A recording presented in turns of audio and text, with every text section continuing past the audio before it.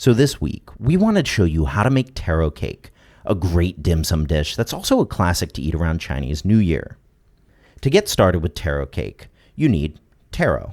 This sort of taro is also called dashin. It's a bit larger and tastier than other varieties, and really what you'll want for this dish. When buying, look for a lighter taro that has a larger quantity of purple specks. These have already been peeled, but if you're peeling them yourself, be sure to wear gloves as the exterior of raw taro is slightly poisonous.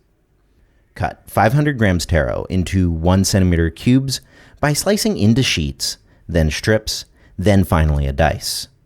The other major ingredients we'll be adding to the taro cake are lapchung, aka Cantonese sausage, lapyuk, which is some Cantonese cured pork belly, dried shrimp, and dried shiitake mushrooms. Dice up 50 grams lapchung quite finely, and ditto with 30 grams lapyuk. And if this lapyuk proves hard to find, feel free to go all lapchung if you need.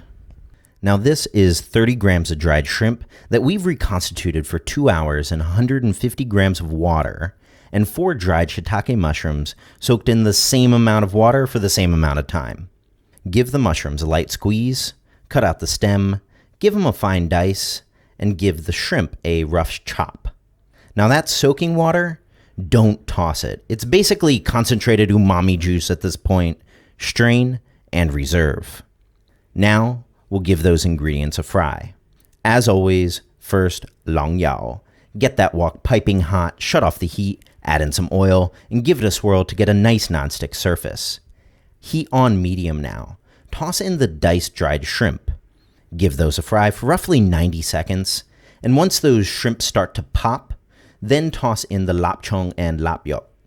Give that a fry for about 30 seconds, then go in with the diced shiitake mushrooms. After about a minute, take them out, and these ingredients will form our topping. Now we can fry the taro. Same deal, this time about 2 tablespoons oil over medium heat. Toss in the taro and start to stir fry. Quick aside that families differ on how they handle the taro. Some families will deep fry the taro, some will toss in the cake directly without any pre-cooking, and some will cook the taro down into a paste. We're going in this direction so that the taro softens, but it won't lose its color like in the paste method. Now once that taro gets down to a slight golden brown color, after about 3 minutes, season with 3/4 teaspoon salt, 1 teaspoon sugar, half teaspoon chicken bouillon powder, half teaspoon white pepper powder, and 1 teaspoon 5-spice powder.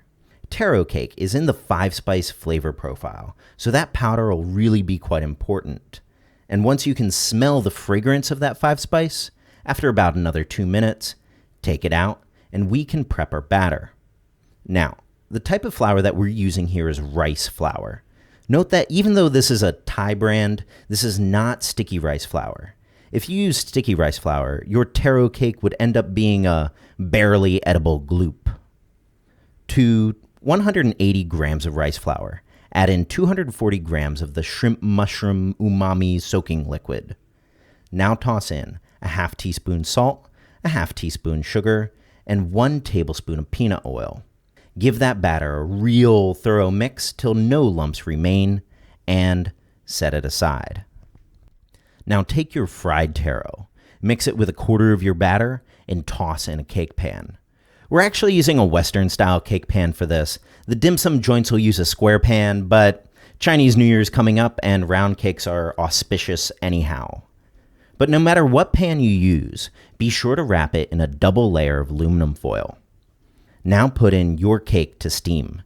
And no, the cake's not supposed to float like that. We obviously drained out a little bit of water right after this off camera. Cover and let it steam for 30 minutes. 30 minutes later, add in another half of your batter mixed together with about 1/3 of your topping. We're adding the batter and the topping in stages to make sure that this cooks evenly and also to ensure that the topping doesn't sink to the bottom of the cake. Leave that to steam for another 15 minutes. 15 minutes later, add in the remaining 1/4 of the batter and the rest of the topping. This time, be sure to spread everything well and make sure that the topping's distributed evenly. Leave that to steam for another 15 minutes. After that time, to make everything all pretty, sprinkle some sliced green onions and toasted sesame seeds over the cake. After another quick 5-minute steam, we can take this out. Now you can only cut this when it's cool, so once it's room temp, leave it in the fridge for at least a few hours, or ideally overnight. Now to cut it. Because we're using a Western cake pan, this way of removing the mold will probably give you a bit of a cheesecake kind of vibe.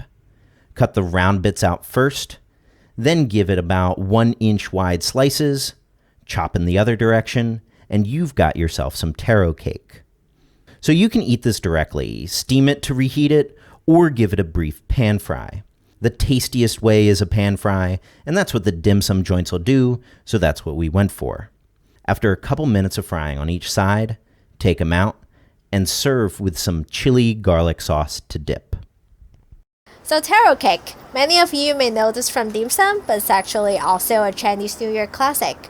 Speaking of which, we'll be out of town in February, but we also got some smaller videos to be put out of this month. We'll be back on March 13th with a new recipe video. In the meanwhile, please stay tuned. Check out the red link in the description box for detailed recipe and subscribe for more Chinese cooking videos.